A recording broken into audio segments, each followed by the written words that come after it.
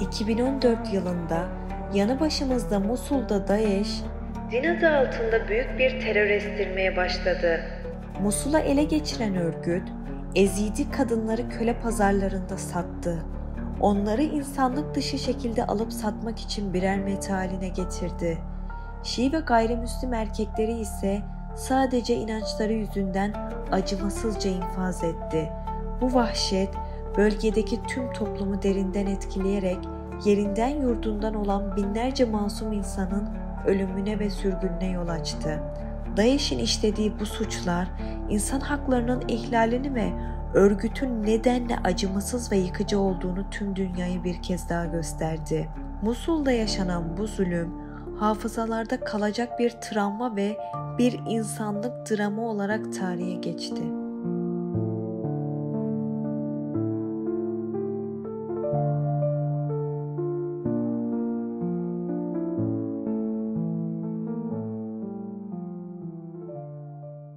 Şimdi kaldığımız arkadaşın annesinin fotoğrafı bu. DAEŞ döneminde peçe takmak zorundalardı. Kendisi hastanede çalışıyor ve hastanede peçe takması gerekiyormuş. Şu an açmış ama normalde kapalı. Yani çok radikal bir uygulama vardı burada. DAEŞ burada kendi kanunlarını yaşattı. Ne gibi kanunlar vardı? Saç kesimi, sakal kesimi, uzun peçe giymeme. Selefilerde de var, kısa olması gerekiyor. Kısa olması. Bir de saçını işte böyle yukarı kaldırıp Amerikan'a benzeyen kesimler olmaması. Peki kıyafetlerde yabancı yazılara da hassaslar mıydı? Irak bayrağını bile kaldırıyorlardı. Kazıttırıyorlardı. Ya. Evet. Allahu Ekber yazdığı için veya dar giymemek lazım. Hep bu. Erkekler için de zaten için. Kadınlar peçe takmak zorunda. Erkekler için yapıyorlar.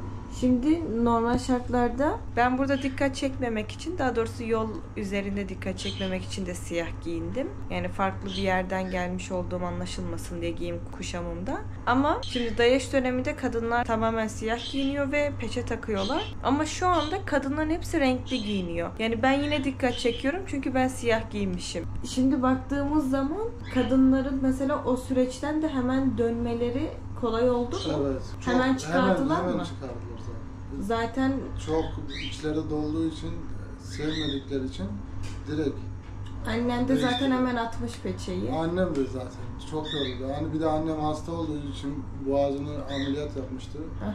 Çok yoruluyordu, çok hastaydı o peçeden dolayı. Peki bir şey daha sormak istiyorum. Halkta ne gibi psikolojik etkiler bıraktı bu DAEŞ sonrası? Yani herhangi bir şey olabilir. Herhangi bir yerden birileri işte DAEŞ olarak yine tekrar çıkabilir. O halen devam var. Bir de ben dün akşam da sordum. Şöyle de dediler. İnsanlar artık pahalı bir şeyler almıyor. Sadece nakit olarak birikim yapıyorlar. Ne olur ne olmaz. Yani bir şey alırız ama sonrasında tekrar yok olabilir gibisinden bir içlerinde bir korku var. Öyle. Psikolojik rahatsızlıklar oluştu mu halkta? Evet. Bazılarının çok böyle psikolojik rahatsızlıklar oluyor. Kimseyle konuşmayanlar da var. Herhangi birini görüp de onunla kavga eden de oluyor. İşte sakalı görürse birini, sen onlardansın falan tetikleniyor. Böyle. Evet. Öyle sanıyorlar yani insanlar. Artık fobi oluşmuş ki haklılardı. Ben de olsam bende de oluşurdu. Aynen. Çoğu insanlar da böyle işte. Askerler de daha hassas. Askerler daha hassas bu konuda. Direkt soruyorlar neredesin ya, kimliğini alıyorlar işte böyle. Peki bir şey soracağım. Burada askerler hilal bıyık bırakıyor. Evet. Onun özel bir sebebi var mı? Yok. İşte genellikle askerler sakal veya bir şey bırakamadıkları için bıyık bırakıyorlar direkt. Şimdi biz yolda gelirken yolda kontroller var ya, bir tane kontrolde bir asker tamamen sakallı ve şöyleydi sakalı. O beni şaşırttı çünkü Irak'ta askerler öyle değil. Evet. Bıyıklı sadece. Onu görünce dedim ki eğer asker kıyafeti üstünde olmasaydı vallahi DAEŞ sanardım. Aynen. Onlar Haçlı Şabi. O Haçlı Şabi miydi? Sakal bırakabilir. Evet. Ama onun sakalı biraz aynen. Farklıydı. O şeyi tetikliyordu. Aynen, onlara benzetiyor. Normalde şey değil yani onların sakal bırakma tarzı da farklı. Evet. Şu şekilde de tarıyorlar. Aynen. Ve işte herkes yani kendine göre tarzı var. İşte kısa ister uzun bırakalım oluyor. Bağdat'ta bir tane meşhur biri var. Hacı Şafii. Sakalı böyle. Aynı onlar gibi. Evet, şimdi evden çıktık.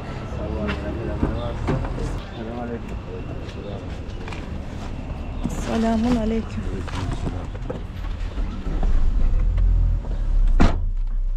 Burada kuş izleri de var. evet, Arkasındakinde. Bu şimdi yeni yapılıyor. Binada yeni yapılmadan önce burada zina yapanları atıyorlarmış. çok yüksekti bina. Kim kimin ne yaptığını nereden Ben de onu görecek? dedim Burada ya. kültür olarak da zaten kapalı bir yer. Açık bir yer de Normalde değil. de zaten yapılan. Ya mesela sen gördün veya duydun İftira. gidiyorsun onlara söylüyorsun, onlar da gelip topluyorlar 3-5 kişi, eğer sabitlenirse suçu gelip buradan atıyorlar. Şimdi insanların psikolojisi zaten alt üst olmuş. Bir de o tarz şeyleri mi düşünecekler? Baktığın zaman. Bu şu an hastane mi yapılıyor? Yok hastane değil, bankaydı herhalde burası. O zaman da mı bankaydı? Aynen. Evet, şimdi Daesh döneminden çok etkilenmiş bölgelere gidiyoruz. Bu arada şehirde mesela binalarda orada burada inanılmaz derecede. Bu arada şehrin bir kısmı mesela yıkık dökük. Yolda giderken de yani bir sağlam bina varsa bir yıkılmış bina var.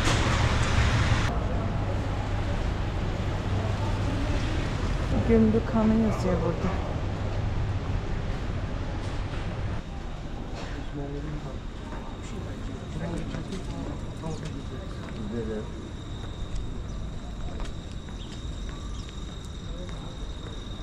Bura mı Osmanlı? Evet. Burada yıktılar da yenilendi mi? Yoksa Yok, burası zarar görmedi mi? Eski zarar görmedi burada. Burası neydi şimdi? Han gibi. Ha, Gümrükhanı. Osmanlı zamanında Gümrükhanı adını almış. Buranın en büyük balık pazarıymış.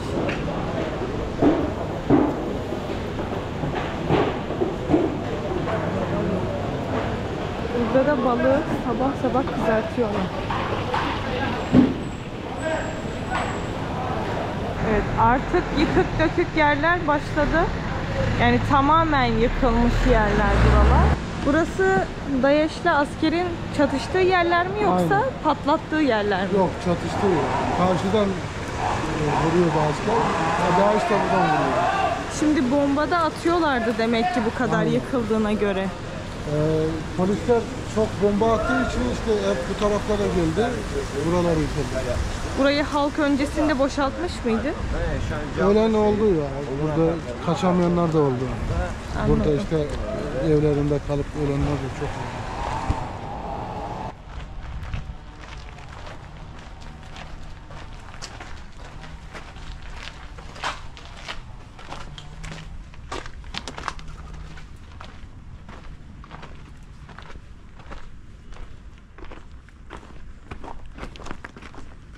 Kardeşim bir şirkette çalışıyordu Yunus şirketiyle.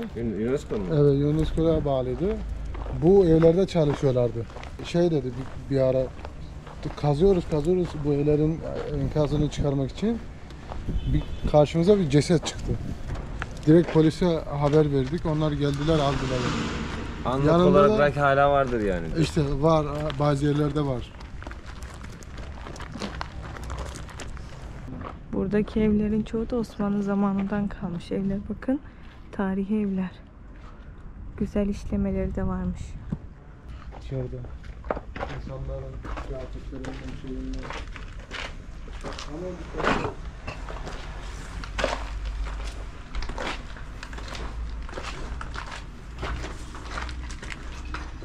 geçiş yapacak yerleri, tünelleri. Daesh'ler açmış. Evet, açmış. Buraya işte bir ağaç koyup diğer evlere geçiyorlar. Yani caddeye çıkamıyor çünkü caddeyi keskin nişancılar görüyor. Onlar da binaların içerisinden. Yok, sokağa çıkmazlardı. Hep böyle Tamam, evlere- sokağa şimdi niye çıkmıyor? Askerler onu vurmasın diye değil mi? Yok olsa da olmasa da hep böyle geziyorlar. Binaların yıkılma riski var diyor. Evet, dökülecek, dikkat edin. Hadi buyurun Emre. Kusura bakma biraz dağınık ama. Bekle bir sen. Mehmet ev güvenli mi diye kontrol etti. Gel. Dedi ki, İstediğin yer burada, şimdi tepeden Şey- göreceğiz. ne o? Askeri mi bilmiyorum o da işte cephanelik şeyleri.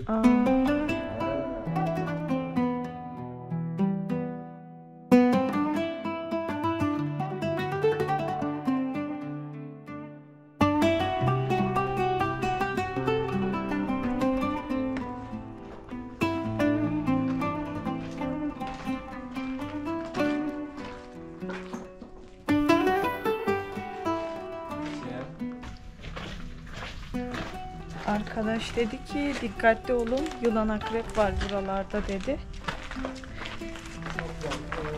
Geçen çocuk biri bana 2 tane yılan çıktı.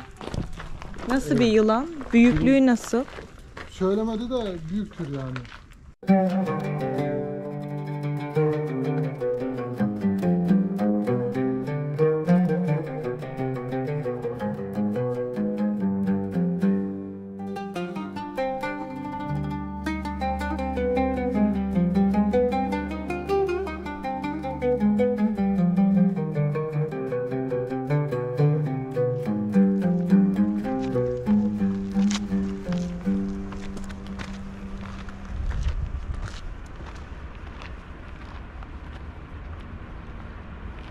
Bakın burası artık bitik ama burada yaşam var.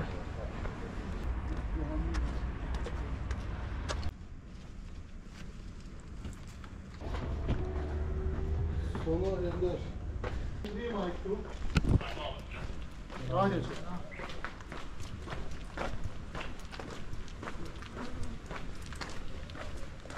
Şimdi gideceğimiz yeri buraya yıkılmamış halde hayal edin. Bak ilginç bir yere gidiyoruz. Şimdi biraz daha var. Ha, ben oradan çıktım pardon. Gel bak şimdi bura mıydı bir saniye. Siz yavaştan gelin.